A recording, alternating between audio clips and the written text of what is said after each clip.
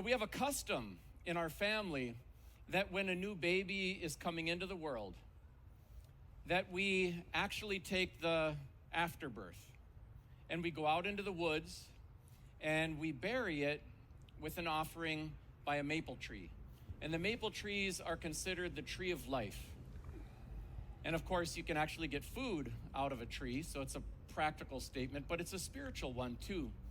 And we have every year of my entire life gone out into the maple forest in the spring, and we make offerings at the trees of life, and we harvest the sap and cook it down and turn it into syrup and sugar, which, by the way, does the opposite of what processed sugars do. It actually inhibits the development of type 2 diabetes.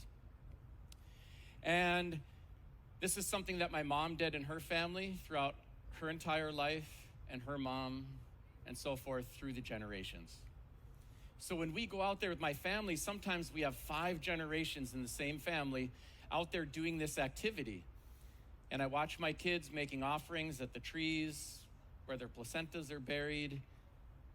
And there's sometimes, as I mentioned, 5 generations in the family. And I feel so connected across the generations, but to the woods, to our place, and to our cultural practice.